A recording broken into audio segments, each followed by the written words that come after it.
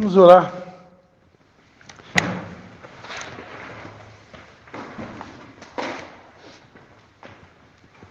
Pai, em nome de Jesus, nós queremos te dar graças, Pai, por mais essa oportunidade, na tua presença, de poder estar compartilhando a tua palavra, de poder estar aprendendo da tua palavra.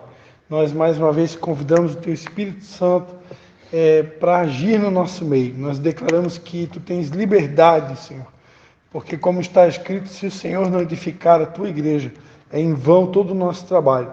Por isso, Espírito de Deus, toma-nos em tuas mãos e edifica a tua igreja conforme a tua vontade, Senhor. Em nome de Jesus. Amém. Está todo mundo bem aí?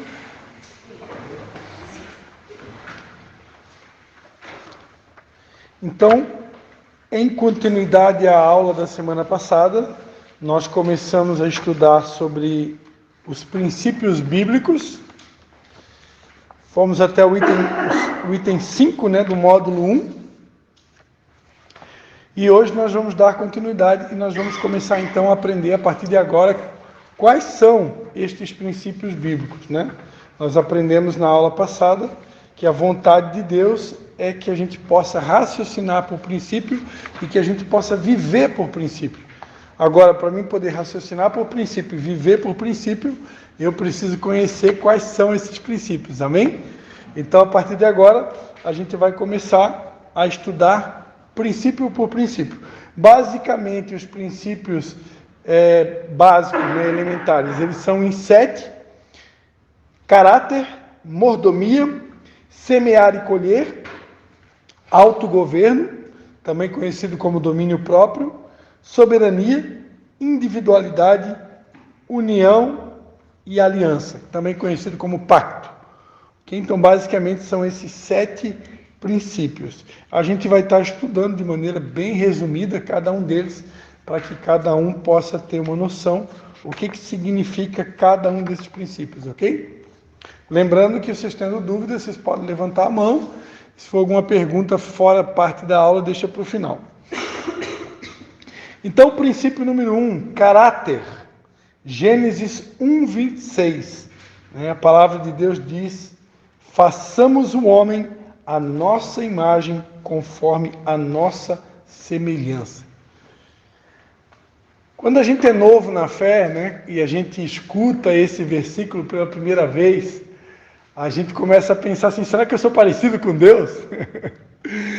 E depois a gente descobre que Deus é Espírito, Então, aparentemente, fisiologicamente falando, ninguém aqui é parecido com Deus, porque Deus é Espírito. E nós, embora nós também somos seres espirituais, nós também somos um Espírito que habita num corpo e que tem uma alma, que são os nossos sentimentos, as nossas emoções. Embora nós também somos um Espírito, aqui na Terra nós temos um corpo, E quando se fala de imagem, quando se fala de aparência, a primeira coisa que a gente pensa é na imagem estética, não é verdade? Agora, não é o que o texto está falando aqui, porque se Deus é Espírito, não tem como a gente se parecer com Deus esteticamente falando. Essa palavra aqui no original, ela é a palavra caráter, A palavra imagem no original, a tradução mais correta é caráter. Então, quando a Bíblia diz, Deus disse, porque no princípio era o Pai, o Filho estava com ele desde a fundação do mundo, e a Bíblia diz que o Espírito pairava sobre a face das águas. Então, a criação do mundo, ela aconteceu com o trabalho dos três, o Pai, o Filho e o Espírito Santo. Por isso que a gente vê no português, está no plural, façamos, Não é fácil, é façamos. Por quê? Porque tem um trabalho ali da Trindade, Bom lembrar que a palavra Trindade você não encontra na Bíblia, mas ela é aceita, por nós cristãos, porque nós cremos que Deus realmente se revela na pessoa do Pai, do Filho e do Espírito Santo. Então, quando Deus disse, façamos o homem à nossa imagem, ele estava dizendo que o homem deveria ser criado com o caráter dele, ou seja, com um conjunto de características de Deus. Depois a gente vai estar aprendendo quais são essas características que estão lá em Gálatas 5:22, Quem já fez o encontro com Deus já aprendeu, Que basicamente é o amor, o domínio próprio, a fé, a fidelidade, a mansidão, a alegria. Quando o homem foi criado à imagem e semelhança, ele tinha todas as características de Deus, ele tinha o caráter de Deus. A partir do momento que o homem desobedeceu e ele pecou contra Deus, esse caráter ele foi deformado, né? Foi deformado. Então hoje, todas as vezes que você vai numa célula, você vai num culto, vem na escola de líderes, em todos os lugares onde a palavra de Deus está sendo pregada, qual é um dos objetivos principais da pregação da palavra? É através da atuação, a pregação da palavra com a atuação do Espírito Santo, que nos convence do pecado, da justiça e do juízo, o objetivo de Deus é nos restaurar de novo à imagem original. Coincidentemente, a gente está aqui numa igreja que tem por nome, né, Igreja Batista Restaurando o Amor. Por que restaurando o amor? A Bíblia diz que Deus é amor. Então aqui, mais uma característica primordial de Deus, eu diria que é a essência principal de Deus, o amor, né? Então por que restaurar o amor? Porque esse amor do tipo de Deus, o amor ágape, o amor original, ele foi perdido com o passar do tempo. A gente estava comentando aqui na abertura da aula, antes de começar a aula, né, que nos últimos dias o amor de quase todos esfriará. A gente estava comentando que hoje muita gente prefere ter um gatinho, um cachorrinho, que o gatinho, o cachorrinho, ele não faz fofoca, ele não fala mal de você, ele não te apunhala pelas costas, ele não te trai. Então, o ser humano hoje ele tem mais facilidade de amar o animalzinho do que o próprio outro ser humano. Por quê? Porque o ser humano, ele nos decepciona, ele nos fere, nos machuca, nos magoa, né? E essas ofensas é que normalmente contribui para que o amor vá esfriando. É uma pessoa que já foi muito ofendida, que já precisou perdoar muitas vezes, a tendência é que com o tempo ela vai esfriando. E o diabo realmente ele quer isso, ele quer apagar essa chama, que é a chama do amor de Deus. Porque sem o amor de Deus, eu diria que é o ponto principal do caráter de Deus, né? É a essência de Deus. Então, se a gente perder isso, nós ficamos totalmente descaracterizados. Porque se a Bíblia diz que Deus é amor, né, tem uma definição para Deus na Bíblia, né? Deus é amor. Então, eu perco essa essência, que é o amor, então, automaticamente, eu não tenho mais nada a ver de Deus em mim. Como é que eu sei que uma pessoa é parecida com Deus? Ou ela está ficando parecida com Deus? Quanto maior a facilidade dela de amar e de perdoar, mais parecida com Deus ela está. Quanto mais dificuldade de perdoar, mais dificuldade de amar, mais longe de Deus eu estou. Porque são características primordiais de Deus. Quantos estão entendendo? Ok? 1 Coríntios, para a gente citar mais um texto aqui, né? 1 Coríntios 1, 1 Coríntios 6.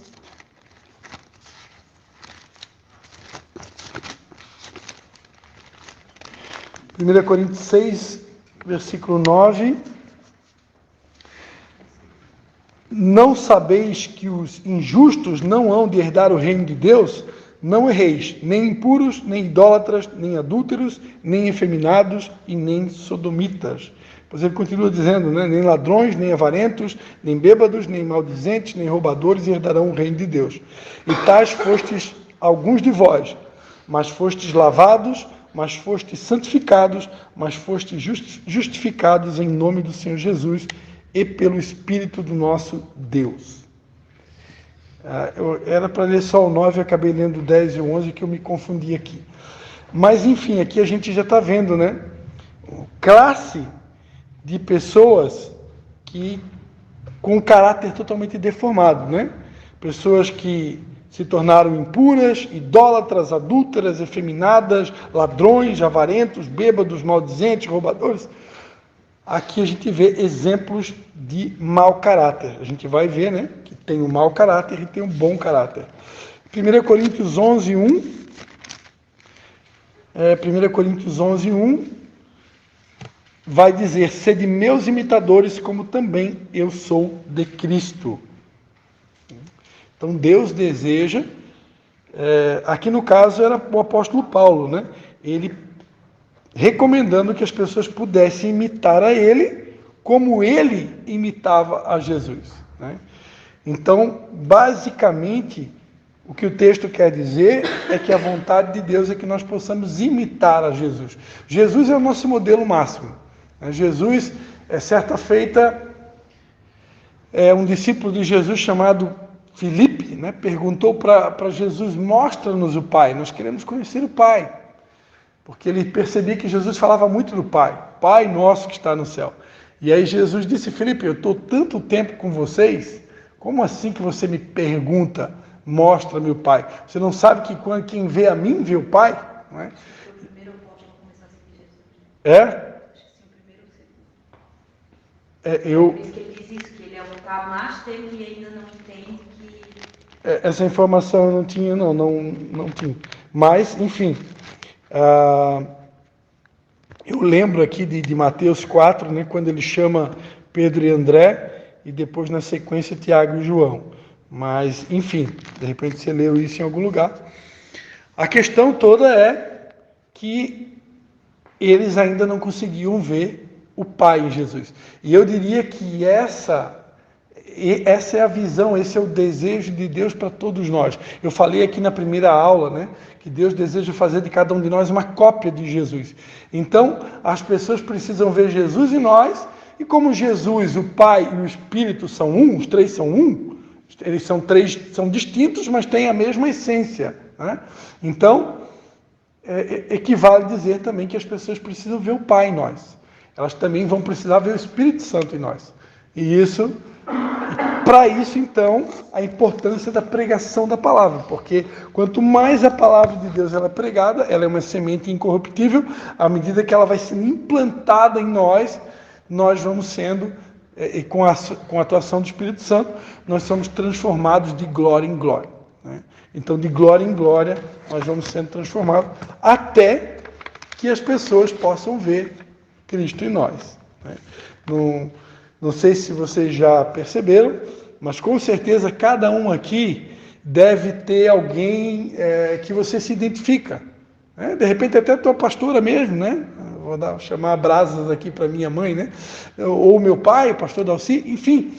Sempre tem pessoas que a gente se identifica, que a gente olha para aquela pessoa e vê como modelo, vê como uma referência, Geralmente são pessoas que elas já foram bastante esmagadas, já foram bastante trituradas, e elas estão um pouco mais parecidas com Jesus, Igual a Jesus, acho que não tem ninguém aqui na Terra, Mas tem aqueles que estão mais próximos, não é verdade? Então, quando Deus criou o homem, ele tinha um sonho, formá-lo à sua imagem e à sua semelhança. Eu queria ler também aqui 1 Pedro 1,16. Quero ler rapidinho. 1 Pedro 1,16. Pois está escrito: sede santos, porque eu sou santo.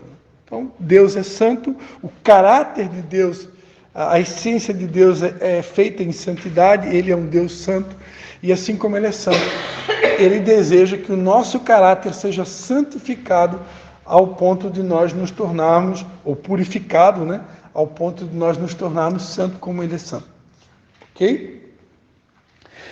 Então, ser imagem e semelhança de alguém é ser parecido a tal ponto de ser confundido com essa pessoa. Imagina que daqui a pouco lá no teu trabalho, lá na tua escola, lá na tua casa, alguém chega para você e te dá aquele elogio: meu Deus, como você está parecido com Jesus. Como você é mansa, Outro dia minha esposa estava falando, acho que foi no culto lá em Nova Trento, ela estava falando, que as pessoas dizem no trabalho dela: como você é meiga, como você é dócil, como você é mansa. Aí ela falou: é porque você não me conhece no meu dia a dia em casa. Você nunca me viu de TPM. Então eu costumo dizer, todo mundo é anjo até arrancar a primeira pena. Então quer saber como que o ser humano é de verdade, arranca uma pena para ver se ele é anjo mesmo. Mas a vontade de Deus é que, de fato, a gente está brincando, mas a verdade é que realmente Deus deseja que a gente seja transformado ao ponto das pessoas poderem ver Cristo em nós, Diga-se de passagem, a Bíblia tem um versículo que diz, que Cristo em nós é a esperança da glória. Então Deus queria que a sua obra-prima fosse parecida com ele em todas as coisas, inclusive no caráter. E quando terminou a sua obra, olhou e viu que era muito bom. O que é caráter? Caráter é o conjunto de qualidades, defeitos e hábitos que cada indivíduo tem. Isso é caráter. Conjunto de qualidades, defeitos e hábitos que cada indivíduo tem. Geralmente ouvimos dizer, fulano não tem caráter, né? Ou quem faz isso é alguém sem caráter. Na verdade, caráter todo mundo tem, pois são qualidades e ou defeitos, características próprias de cada pessoa. A questão é, o caráter é bom ou o caráter é mau? Caráter todo mundo tem. Todo mundo tem um caráter. Agora, esse caráter é bom ou ele é mau? Então todo mundo entendeu o que é caráter? Caráter é um conjunto de características, né? Um conjunto de qualidades ou defeitos de cada pessoa. Uma frase que eu já ouvi alguns pastores citar e que eu amei essa frase, e eu concordo com essa frase, que é a seguinte frase: caráter é aquilo que você é quando ninguém está te vendo. Vou repetir. Caráter é aquilo que você é quando ninguém está te vendo. Isso é o caráter. Esse é o teu verdadeiro caráter, a tua verdadeira identidade. Porque aqui na frente de vocês na igreja, eu posso usar uma máscara, eu posso usar uma roupa bonita, eu posso fazer uma maquiagem, eu posso arrumar o meu cabelo, botar um gel aqui, eu posso usar um disfarce, né? Eu posso, se eu for uma pessoa que eu tenho dom para teatro, por exemplo, eu posso fingir muito bem e vocês até começar a imaginar que o pastor Cristo é uma coisa que ele não é no dia a dia dele. Estão entendendo? Então, o que é o caráter? É aquilo que eu realmente sou, lá no meu dia a dia, quando ninguém está me vendo. Né? Quando ninguém está me vendo, Deus está me vendo. Todo mundo aqui é tentado, todos os dias nós somos tentados. Aí tem uma música do pastor, do Thales Roberto, que fala, né? Todo dia o pecado vem e me chama, todo dia vem as tentações, mas eu escolho Deus, eu escolho ser amigo de Deus. Então as tentações, elas vêm todos os dias. Mas como que eu reajo diante delas? Quem eu sou quando ninguém está me vendo? Quando eu posso estar lá num lugar escondido, lá que nem hoje eu estava lá em Balneário Camboriú, né? Eu estava lá em Camboriú.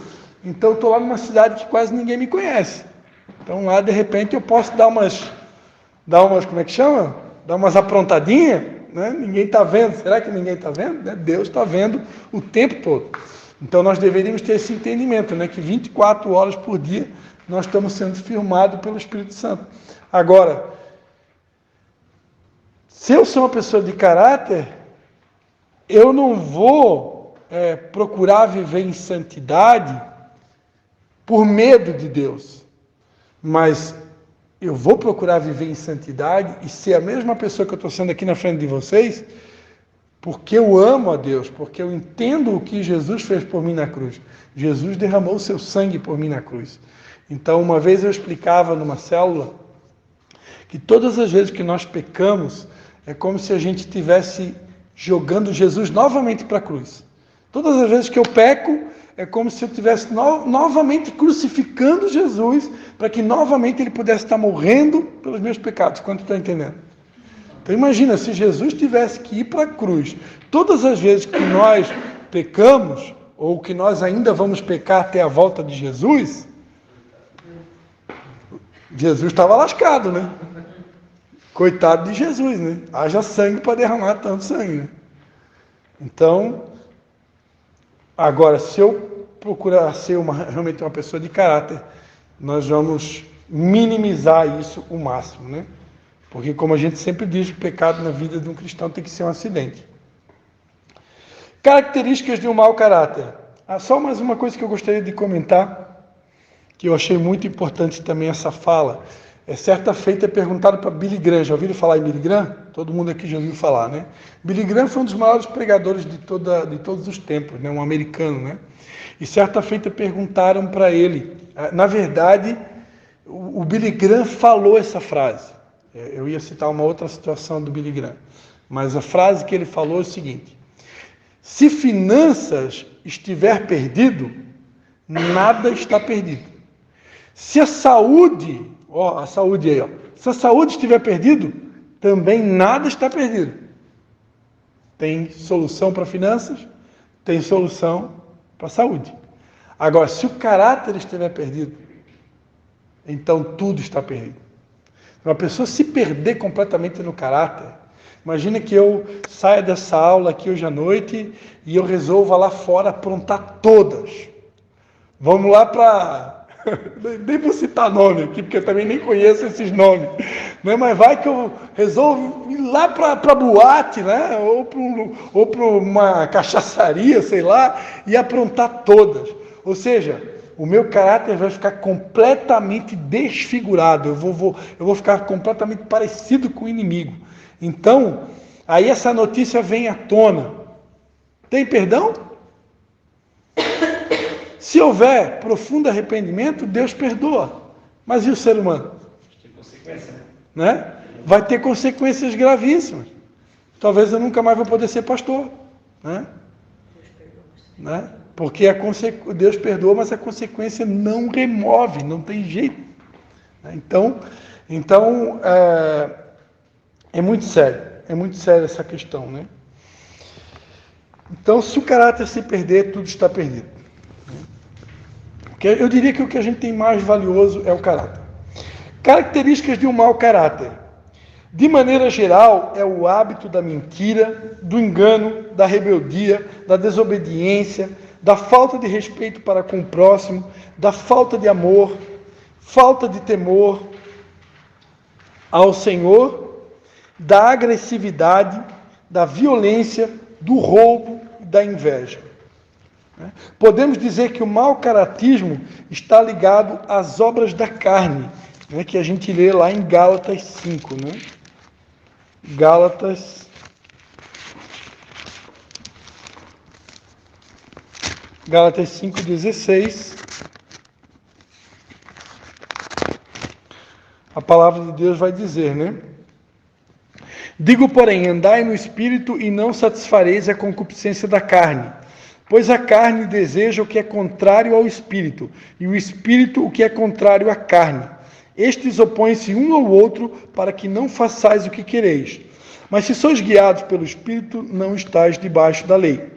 As obras da carne são conhecidas, as quais são prostituição, impureza, lascívia, idolatria, feitiçarias, inimizades, porfias, ciúmes, iras, pelejas, dissensões, facções, invejas, bebedices, orgias e coisas semelhantes a estas, acerca das quais vos declaro, como já antes vos preveni, que os que cometem tais coisas não herdarão o reino de Deus.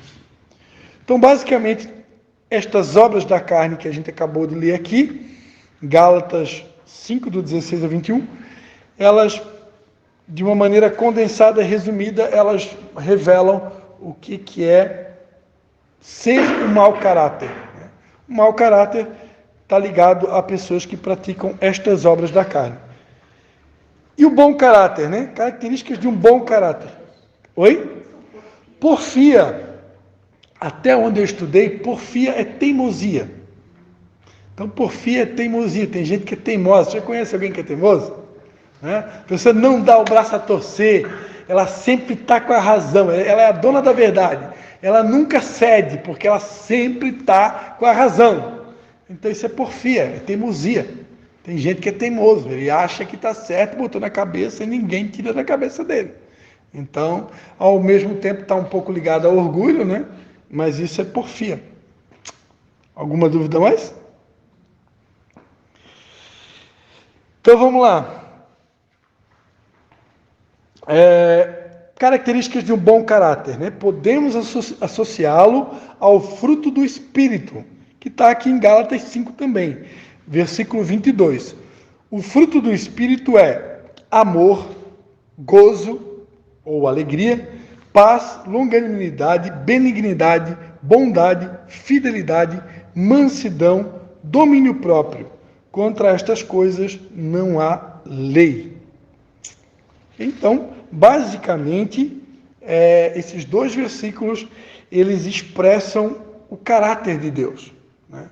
o caráter de Deus. Deus é um Deus que ele é feito de amor. Deus não é um Deus triste, Deus é um Deus alegre. Deus é cheio de paz, ele é cheio de longanimidade, ou seja, ele tem uma paciência sem fim, inesgotável, né? Ele é benigno, ele é bondoso, ele é fiel, ele é manso, ele tem autocontrole, né? Ele não é uma pessoa estressada que explode, né? Então assim é Deus. E Deus espera que a gente seja assim como ele é. Ok? Uma curiosidade,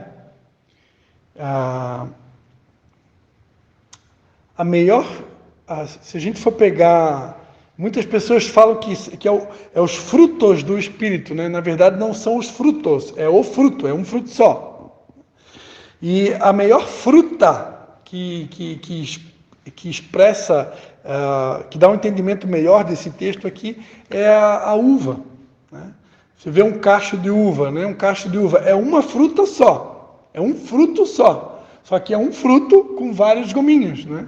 Então, assim é o fruto do Espírito Santo. Imagina a figura de uma fruta com vários gominhos. Cada gominho desse, um é o amor, outro é a paz, outro é a longanimidade, benignidade.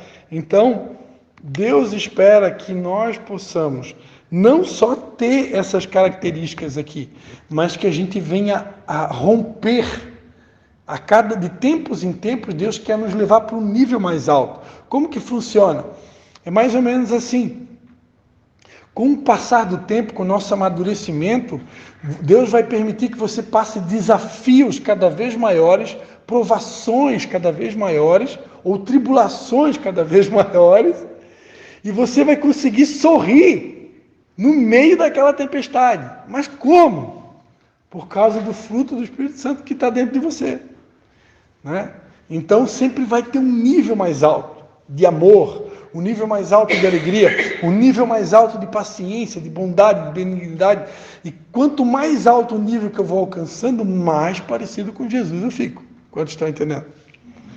Então, caminhada com Jesus é uma caminhada, irmão, sempre Deus nos levando para níveis cada vez mais desafiadores, né? Não pense que a gente vai retroceder, né? Que a gente vai... Não, é sempre para frente, né? Então, são as características do bom caráter, né? São os hábitos de obediência, cordialidade, amabilidade, integridade, honestidade, mansidão, bondade, paz, alegria, amor, verdade, justiça, retidão em tudo que faz. Esse deve ser o caráter do cristão, de alguém que conhece Jesus e procura viver segundo a palavra de Deus. O desejo de Deus é formar a imagem e a natureza de Jesus dentro de cada um de nós.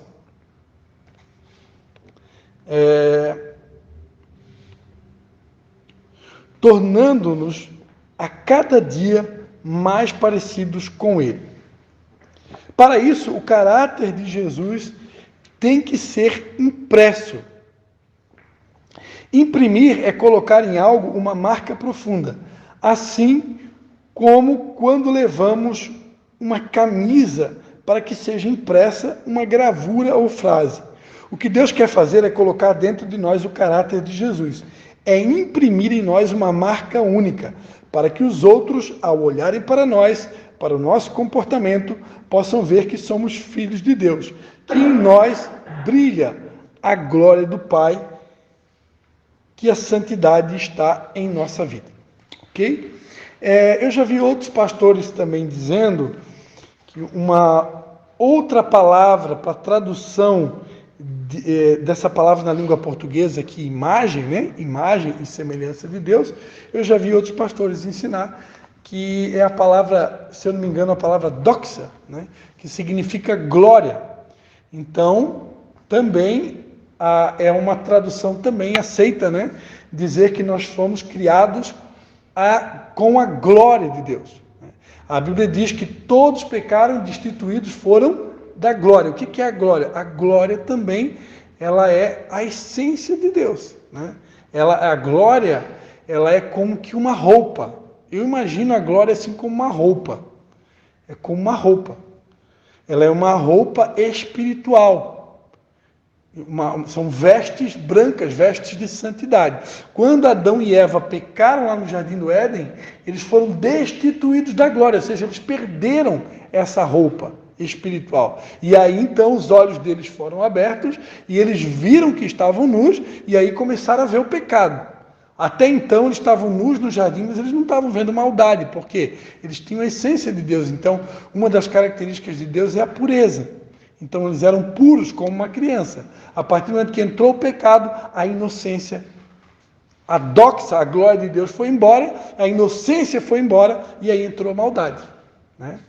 E aí o homem se tornou mal. Até então não via maldade. Mas hoje o ser humano vê maldade em tudo. Por quê? Porque ele foi destituído dessa glória.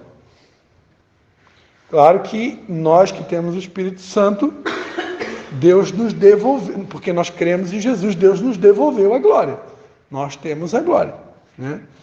E nós precisamos, então, agora buscar esse caráter de Deus, viver uma vida de santidade, para que a gente não perca essa glória, né? Porque se nós andarmos em pecado, a glória vai, né? Tem até uma passagem na Bíblia, né, que fala lá em Samuel, quando roubaram a Arca da Aliança, do povo de Israel, e naquela ocasião um sacerdote chamado Eli, que tinha 2 filhos chamados Ofni e Finéias, né? Esses 2 filhos foram para a guerra, acabaram morrendo na guerra. Quando trouxeram a notícia para o pai, Eli caiu no chão, bateu a cabeça e morreu. E aí